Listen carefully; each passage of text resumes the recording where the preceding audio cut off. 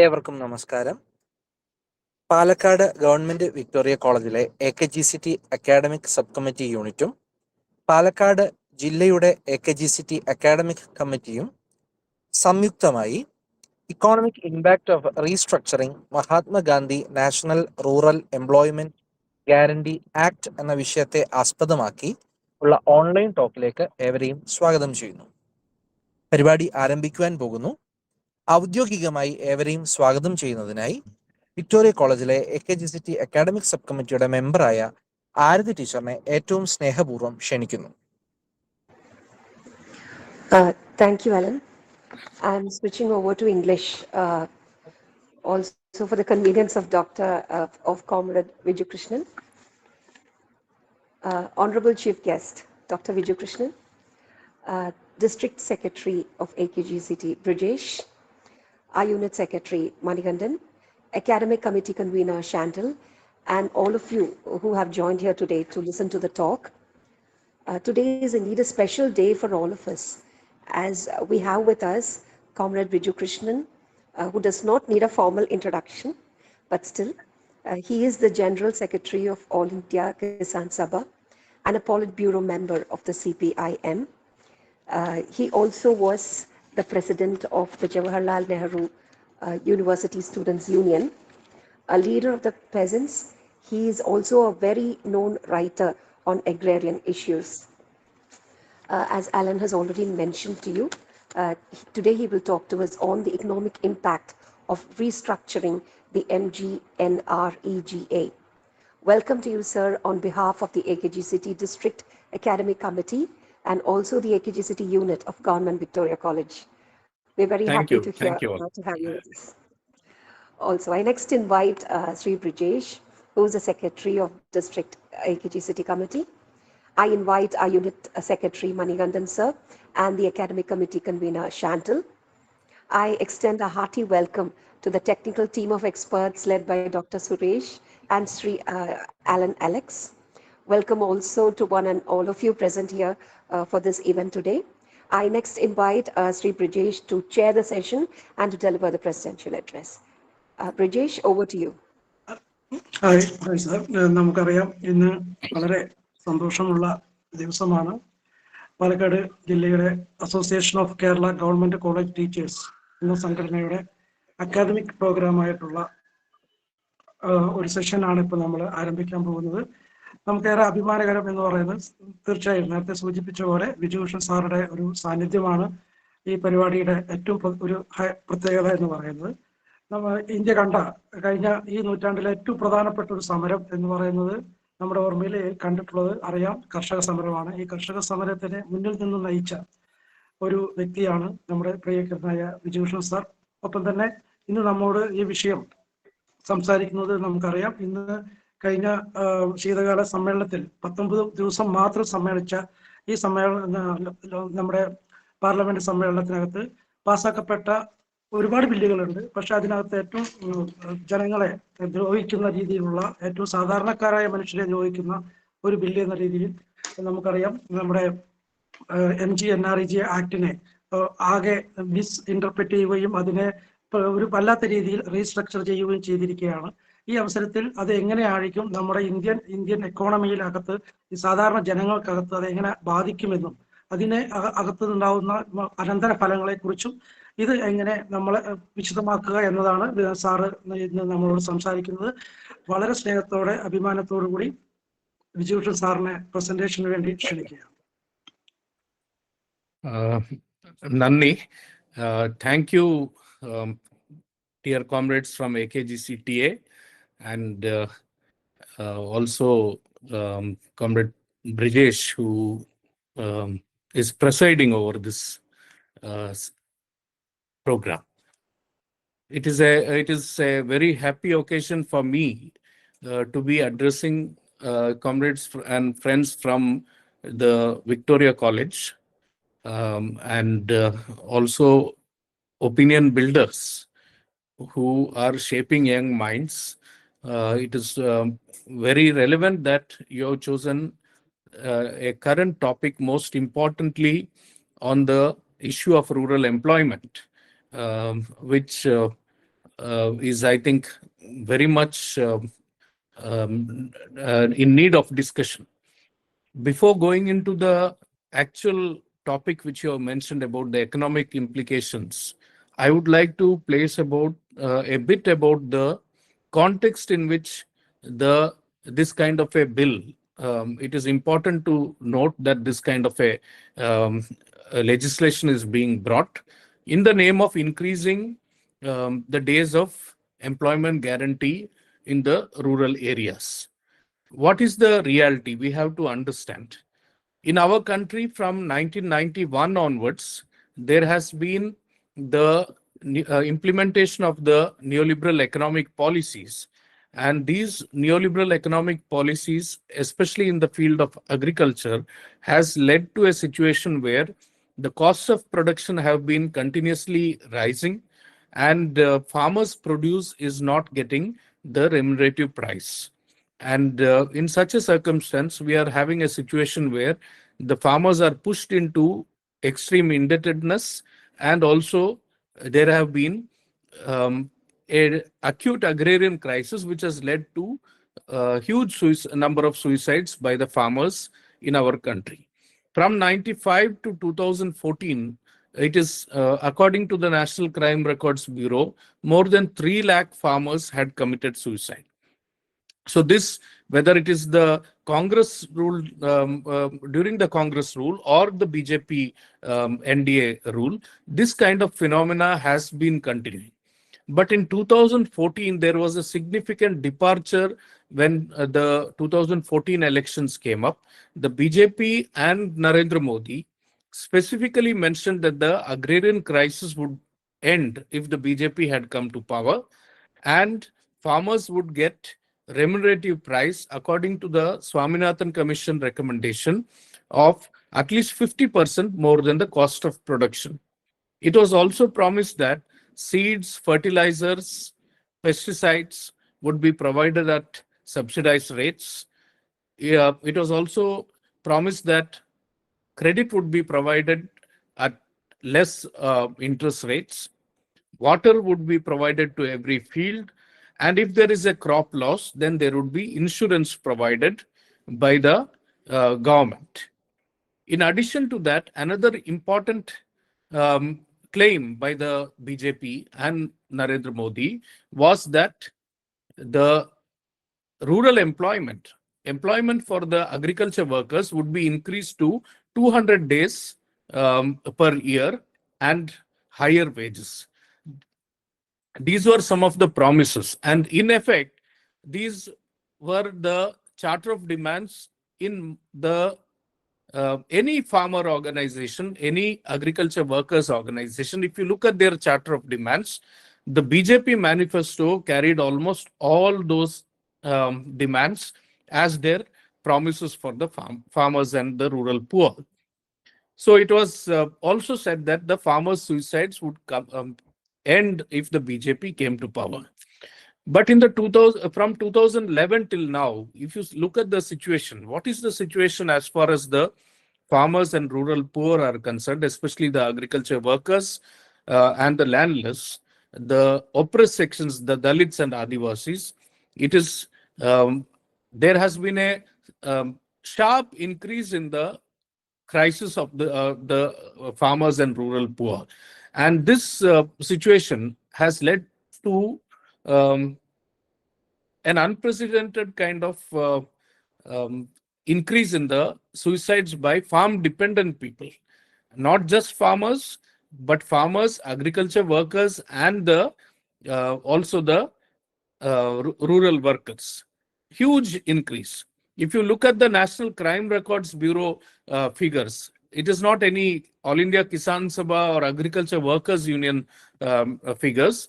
It is the figures put out by the Home Ministry under Amit Shah, the National Crime Records Bureau, that from 2014, when Narendra Modi took over, till now, 2025, till 2025, in 11 years of the BJP NDA rule, more than 1.5 lakh farmers and agriculture workers have committed suicide. The earlier phenomena used to be the main cultivators who were committing suicide, but now the increasing suicides are by the agriculture laborers more than the farm cultivators. And along with that, there is a new figure which is more alarming, that is the daily wage workers who are migrating from the rural areas to the urban centers in search of employment in the unorganized sector. Their suicides are as high as 3.5 lakh in this 11 years. So if you add these two figures, it is more than 5 lakh according to the National Crime Records Bureau.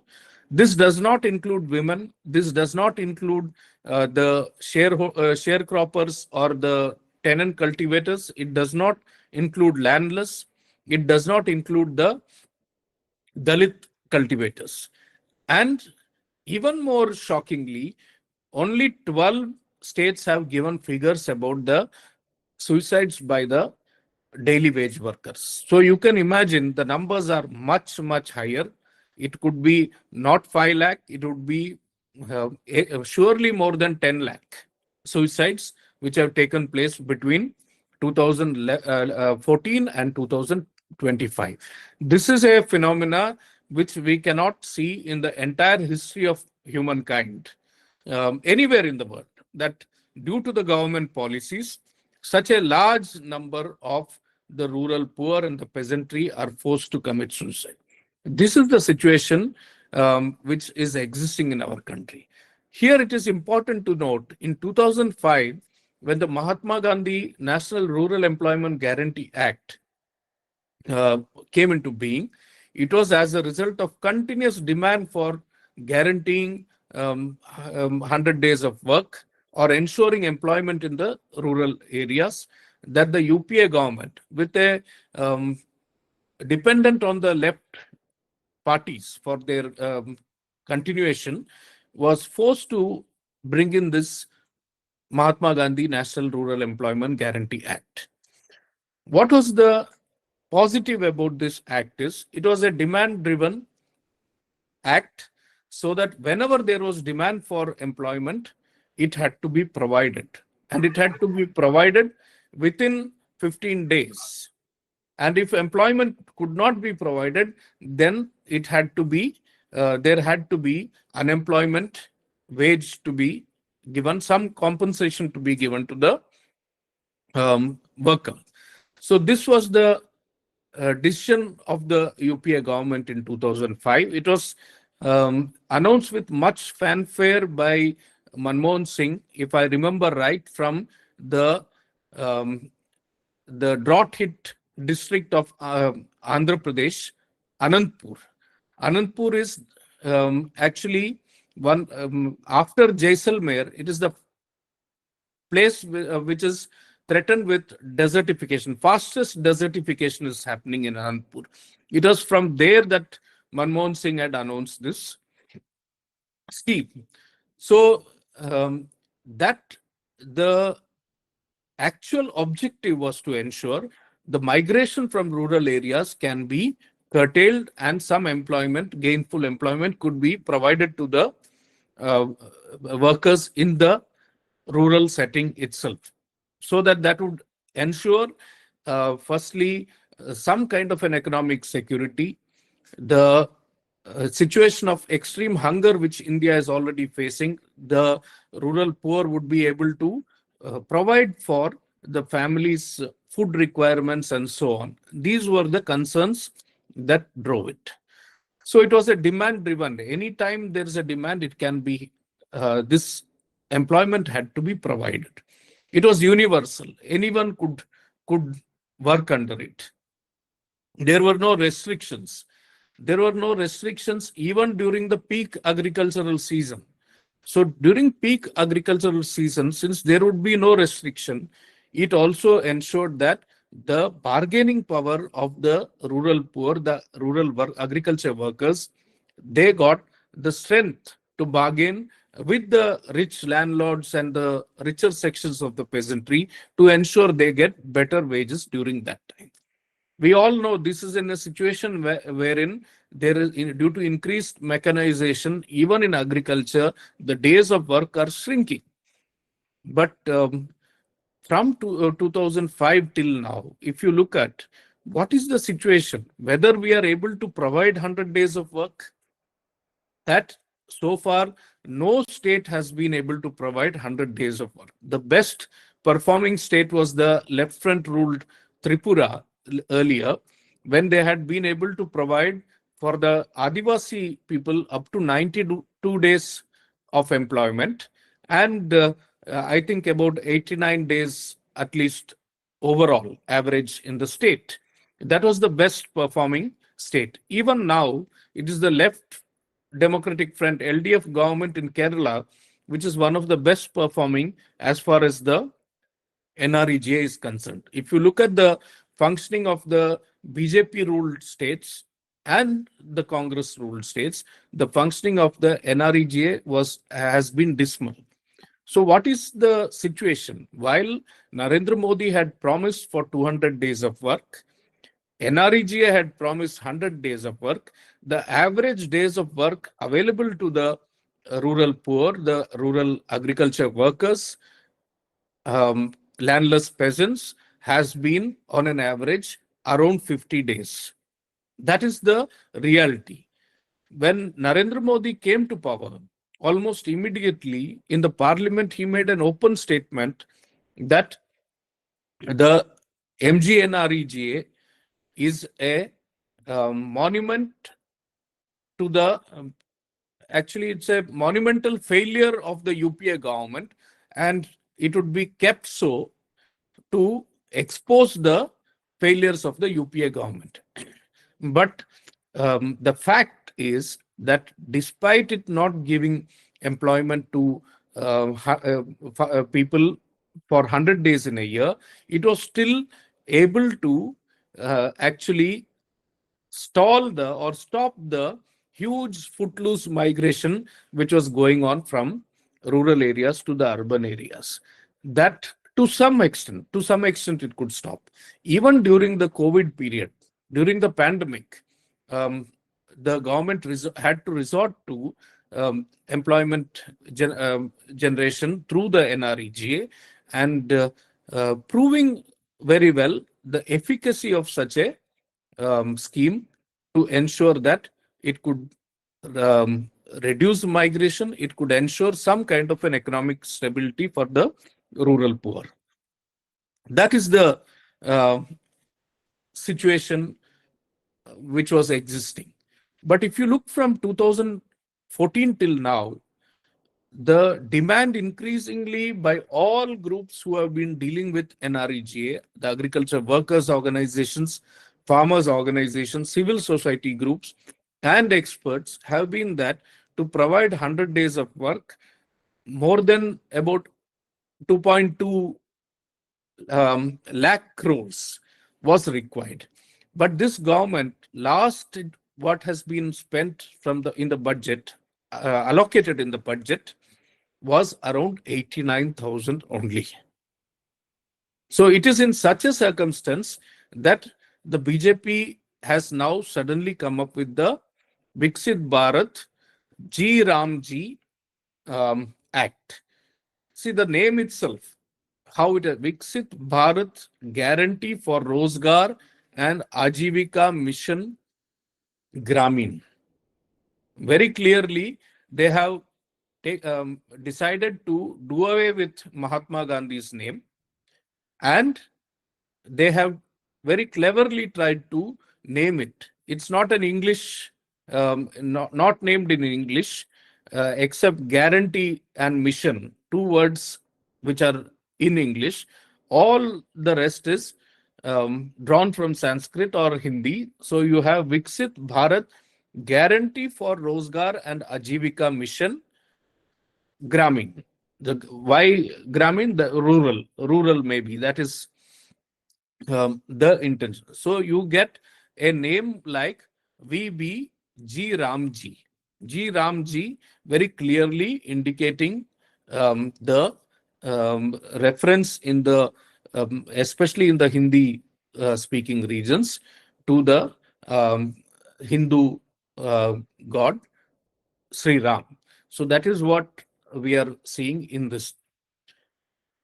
The G Ramji Act, which has been pushed through without discussing with the states, without having any proper debate in the parliament, has also, it is not now a demand-driven thing. It depends on the state government. And here, under a federal system, where already states are being financially strangled, the government's this particular act mandates that 40% of the expenses would have to be borne by the state governments. I would like to place before you the economic implications of such a thing. If you have to provide 125 days of work and everyone gets 125 days of work, then according to experts, about 3,20,000 crores would be required for this scheme to be successfully implemented. So if 3,20,000 crores is what is required, and 40% has to be borne by the states, that will be more than 1 lakh crores, 1,20,000 plus crores would be required to be spent by the states. But now, for 100 days, the center is spending only around 89,000, 86 to 89,000 is what the center has allocated. They are now expecting the states to spend more than 1 lakh crore and generate employment of 125 days. This is totally impossible given the manner in which the center has already is strangulating the states on as far as financial allocations is concerned. So with 100 days of work, where the center was spending most of the amount, even then we were able to generate less than 50 days of, there are certain other things. 60 days during the peak agricultural season, there won't be any employment guarantee under this act. So what happens, 60 days during the peak agriculture season, the agriculture labor would be entirely at the mercy of the rural rich sections. And we have to note, because we have been dealing with these sections continuously, the rural rich section have always been calling for the scrapping of the Narega, because they realized that this scheme had given some kind of a bargaining power to the rural agriculture laborer, and that is why they didn't want this scheme to continue. So now the government has done exactly that. It has stood with the rural rich nexus and said that 60 days during the peak agriculture season, there would be no work. So that also leads to a situation where the agriculture worker would not be able to bargain and get better wages during that particular time. So this is the situation that is there. It is the earlier scheme, though it had its flaws, and it was primarily the positive aspect was it was a demand driven, it was universal, and despite those positives, we couldn't still fulfill the 100 days of work. Now a prime minister who had promised 200 days of work is now coming with this 125 days, and they are making a high-pitched campaign, advertising campaign throughout all the media, the corporate media, newspapers and all that. In effect, what is going to happen is, instead of 125 days that is being promised, that is going to remain just on paper, and the workers would not get even the present 50 days of work, which most states, which is the average as of now. So that is as far as the GRAMG is concerned. But we have to see this attack which is coming along with a set of other moves that this government has done. In 2020, during the COVID lockdown, the 3 Farm Acts were brought. So that was an attack on the farmers, especially the farmers, and then along with that, the 4 labor codes, which tried to snatch all the hard-won rights of the labor, the working class. So this attack, we had to have a year-long struggle, 380 days of struggle, which was referred to by um, Bridges sir in the beginning, that this 380 days in which 736 of our fellow comrades in the struggle died during that struggle, after which Narendra Modi government was forced to withdraw the 3 Farm Acts. Now, in different ways, they are trying to bring that through the back door. That is going on. Labor code, they are forcing to implement. And here, even Congress ruled states are going ahead with increasing the work hours to 12, somewhere in some sectors to 14, and so on. And they are also, on this count, not very different from the BJP on this issue. On Narega also, I would like to bring to your notice, in during the UPA 2 in Karnataka, our organization, All India Kisan Sabha, had gone to court demanding that the minimum wage in the state should be the wage under NREGA. The High Court in Karnataka gave a decision in favor of us. But the UPA 2, when left parties were not supporting the UPA 2, the UPA 2 with Jairam Ramesh as the Minister of Rural Development, they went to the Supreme Court and got that scrapped. So the actual intention of the ruling classes, whether it is the Congress or the BJP, is mainly at the expense of the rural poor to try and benefit electorally. But when it comes to what is actually being implemented, it is turning out to be anti-farmer, anti-worker. So this is the situation. Electricity bill is another. The promise was that the cost of cultivation would be reduced. Electricity bill, now for privatization of electricity, cross subsidization is going to be removed. Electricity will be costing higher. They are imposing prepaid smart meters, which will, just like our prepaid phones, only if you recharge, let us say you recharge 100 rupees, then you get a talk time of 80 rupees. Similarly, in the electricity sector, they want to bring. That is going to lead to further increase in cost of cultivation. That is going to lead to further increase in cost of living for workers, agriculture workers, all sections, consumers of electricity. That is there. So you have all these coming up. Seed bill is another bill which is coming up, where again the oligarchies in the seed sector, 4 companies are controlling more than 56% of the seed market. So they will get further benefits under the seed bill.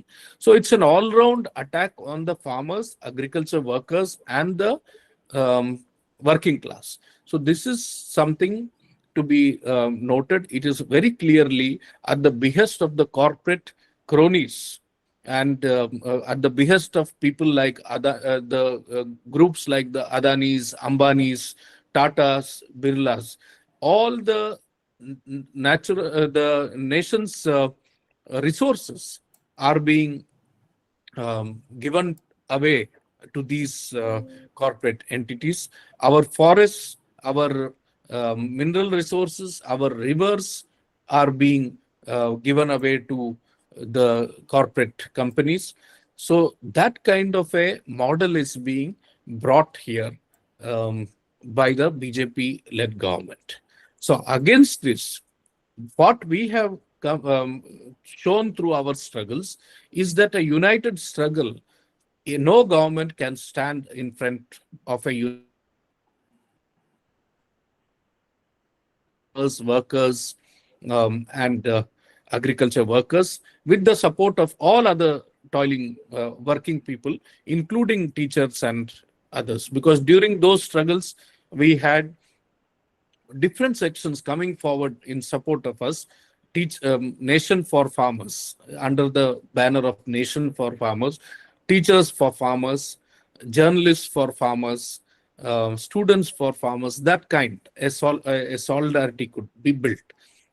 So on January 16th, already the Samyukta Kisan Morcha and the agriculture workers unions have given a call for a resistance day against these different legislations. And on February 12th, the central trade unions have given a call for a all India strike, a general strike. So this is for the first time we are seeing new kind of solidarity where the working class organizations are extending support to the farmers and agriculture workers, and the farmers and agriculture workers organization Samyukta Kisan Morcha is extending support to the central trade union call for the general strike. So it will be a united struggle that we will carry on, and through these struggles we are confident that we will be able to resist this government's policies and also force them to change it in favor of the working people of our country. So this is what I would like to place before you, and I would like to conclude by saying that during the historic farmers' struggle, all of you, the teachers, the bank employees, the Kerala guested officers, and the NGO union, and all of them had come out in solidarity in different ways to help us in that struggle. So in the call which has been given for February 12th general strike, I call upon all of you to extend support to that and ensure that these kind of policies can be resisted. And I would once again like to, on behalf of All India Kisan Sabha and Samyukta Kisan Morcha, extend my gratitude for the support you had given, resolute support during the historic struggle in 2020-21. With that, I would like to conclude my lecture. Thank you. Thank you sir. സാറുമായിട്ട് നമുക്ക് സംശയങ്ങൾ എന്തെങ്കിലും അല്ലെങ്കിൽ ഇനിയുള്ള വരാൻ പോകുന്ന സമരങ്ങളെക്കുറിച്ചും അതുപോലെ എല്ലാം വിശദമായി സാറ് സംസാരിച്ചിരുന്നു. കേട്ടുകൊണ്ടിരിക്കുന്ന പ്രിയപ്പെട്ട അധ്യാപകർക്ക് എന്തെങ്കിലും ചോദ്യങ്ങൾ ചോദിക്കാനുണ്ടെങ്കിൽ ഇപ്പോൾ ചോദിക്കാവുന്നു.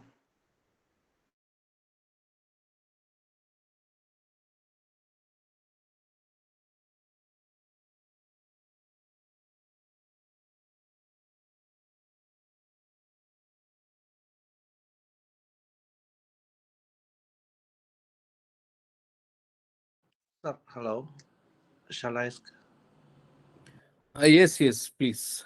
Sir, means from the BJP government, I observed that they increase the contribution of state participation and decrease in the contribution of central participation. So that makes the whatever the program, like these kind of social what you call welfare programs, may be struck or getting what you call restricted to in some, like in future or coming years. So this is a policy from the government or any corporate advertising behind it? No, actually, you see, as part of the neoliberal agenda, from the very beginning, under the directives of the IMF and World Bank, what are they talking about? One is liberalizing everything, privatization and globalization. These policies which have been implemented, from the beginning, the talk is that the government's intervention should be minimal.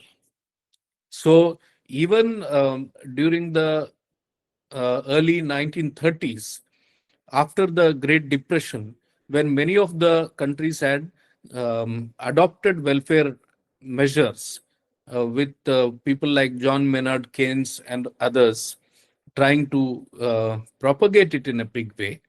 Now there is a total reversal of this welfare role. If you can recollect, again and again, when there is no election, the BJP talks about how these different schemes are freebies which are being given. But during elections, they will again come up with some schemes which, once the election is over, that is again curtailed. So that is the situation.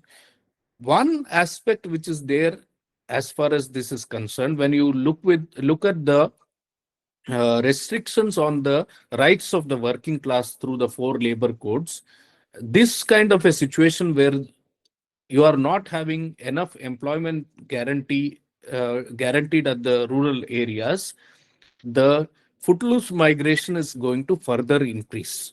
So you are going to have a large reserve army of workers in the urban centers, and whatever wage is given by the corporate companies, they are expecting that these workers would be forced to, they would be so um, um, in destitution that they are forced to work at whatever wages or whatever conditions the corporate companies. That is surely the agenda is corporate driven. It is a um, um, even if you look at the farm acts, where now there are enough proof to show that Adanis and others had given proper instructions what is the kind of changes that is required in the to suit their interests. So that is it is a corporate driven kind of a policy that which is being implemented here. Thank you, sir.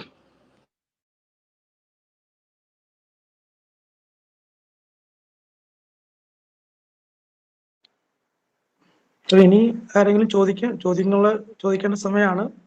നമ്മൾ സമയം കളയാതെ തന്നെ ചോദ്യങ്ങളിലേക്ക് വരണമെന്ന് അഭ്യർത്ഥിക്കുന്നു.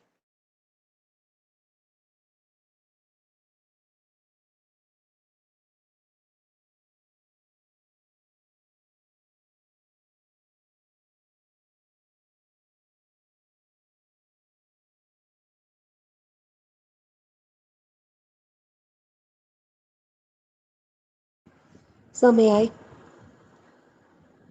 Sir? Sure. Yeah, so mine is a very general question. How far has the rural poor, how far does the rural poor know about this change? And there is a hoodwinking going on. So how far are they aware of the dangers that are lurking there?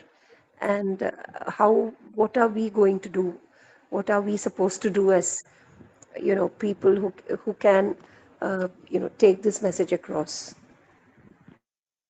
Actually, to be frank, the government has had they are on a overdrive campaigning that the opposition to the G Ramji is just for opposition's sake.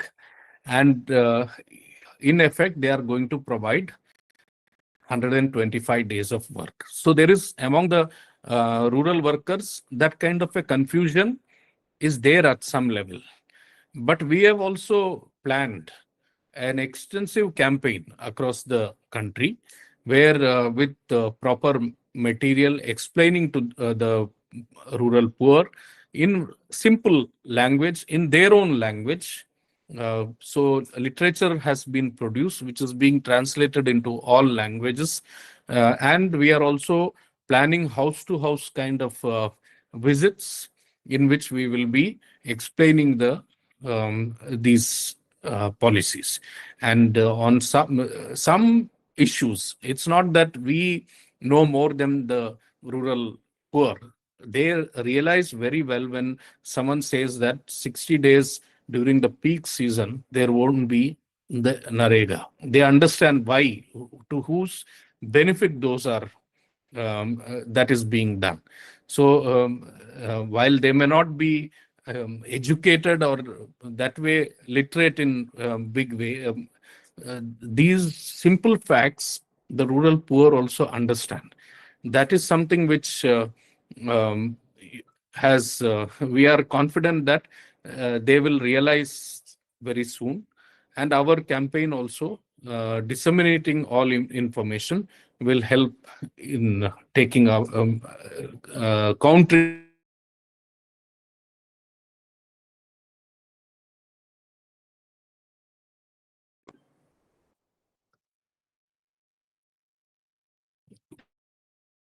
Yes, any more question?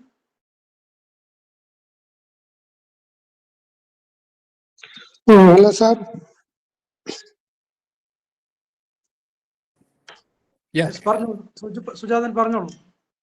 Okay. Sir, we totally agree with what you have enunciated with respect to the recent modification of MGNREGA to VBGRA. And we seriously believe that the very change in the nomenclature itself is a silent threat to states like Kerala, because it's a kind of politically motivated uh, action orchestrated by the central government in order to escape from the expenditure responsibility. As we have pointed out pretty well, the guaranteed increase from 100 to 125 days per household. But at the same time, there is a shift of fund, as you have precisely told, the center bearing 60%, whereas states have to bear the brunt of 40%. But for special category, it is 90 and 10, and states are supposed to bear the excess cost. Right.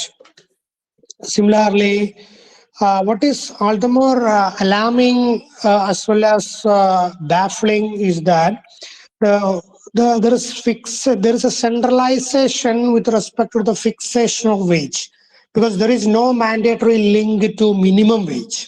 There is no mandatory link to the inflation, as CPI is the index, but there is no minimum such linkage to inflation. So, and also there, so far we were having a participatory approach, especially state like Kerala. And there is a paradigm shift from such Gram Sabha to centralized national rural infrastructure policy. That is totally in tune with the Viksit Bharat priorities. So here, especially the poor states like Kerala have to bear the brunt of it. And this, of course, it also is likely to orchestrate labor exploitation by the landlords, particularly during peak time. States like Kerala have to bear, this 40% of cost sharing is, of course, it is not like a small drop in the ocean. Instead, it is so voluminous. So definitely we have to have a very unprecedented protest. But mainly a mere protest from a small state like Kerala will do no bit at all. Instead, it has to be all-inclusive, encompassing, and very much comprehensive from almost all states of Kerala against this draconian policy. We totally agree with what you have pointed out. But at the same time, since in a federal setup where central government is having a hegemony or superiority over the states of state governments, as of now, we have no other go. But at the same time, if there is a collective protest from states like Kerala, definitely maybe the central government will have a second thought on these draconian clauses. Let us hope so sincerely. Thank you. Sir, you have very clearly you understand the problems. You have mentioned it here, and that is why when I started, I said you are the opinion leaders, you are the opinion builders in our society. You should speak, you should write in simple language, and reach out to maximum people. I will just like to assure it is not the question of you see why Kerala is going to be affected is that Kerala has prioritized the people first, especially the Kerala LDF government. So you have the social welfare pensions, you have the housing for more than 5 lakh people. In Kerala, you have also the Ayyankali urban employment guarantee scheme. There may be its limitations and all that, but the uh, actual intention of the government is very clearly to serve the people. That is not there. They are in the central government, the BJP-led government. They are centralizing everything in a federal system. It's also an attack on the federal system. The rights of the states are being attacked. They are not being consulted when in agriculture related policies are being. Another sector which is being, again, cooperatives, though there is very clear judgments that cooperatives are under the states. Now you have a cooperative minister at the center who's continuously trying to infringe on the autonomy of cooperatives. So for instance, I have always from the very beginning argued that it is primarily, first and foremost, targeted at the cooperative sector in Kerala, and then elsewhere. They have benefited from the intervention in cooperative politically. The BJP has benefited in a state like Gujarat. Now the influence of the left in the cooperatives in Kerala, they want to demolish it. The corporate media is also with them in that. So these aspects, how in different ways they have come up with a national cooperative policy. So how the rights of the states are being denied one by one. Earlier, we have seen even how the GST, allocation of funds, the borrowing limits, curtailing, all that. So this is something we have to speak out against. Partly, it is not everything has to be done only in the electoral battle. We have planned now up to the strike I mentioned before you, but we have planned for big mobilizations of all the working people, farmers, agriculture workers, and working class in all the states. Even when states like Kerala and all are going for election, 5 states are going for elections. Across the country, we would have huge protests. We are planning for a big Delhi mobilization. So we are not going to just allow them to implement these or bulldoze their policies and implement them here. We are going to build a resolute resistance. I can assure you that. Thank you.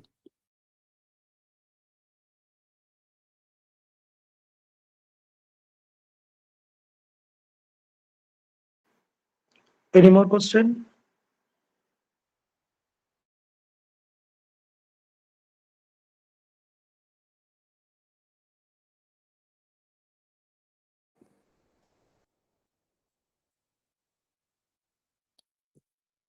So, കാര്യമില്ലെന്ന് കരുതുന്നു. ഉണ്ടെങ്കിൽ പെട്ടെന്ന് ചോദിക്കുക, അല്ലെങ്കിൽ നമുക്ക് session wind up ചെയ്യാം. Shantil sir. Okay, so we'd like to move to vote of thanks. So it's my duty to express vote of thanks. So respected speaker, Dr. Viju Krishnan, General Secretary, All India Kisan Sabha, dignitaries and faculties members and students. It gives me an immense pleasure to propose a vote of thanks on behalf of the AKGCT Academic Committee, Palakkad, and AKGCT Academic Committee, GVC Palakkad. First, I would like to express my heartfelt gratitude to our respected speaker, Dr. Viju Krishnan, so graciously accepting our invitation and for the and giving awareness and insightful impact on the Mahatma Gandhi National Rural Employment Guarantee Act, what we call in a sense of withdrawal that already described in his talk.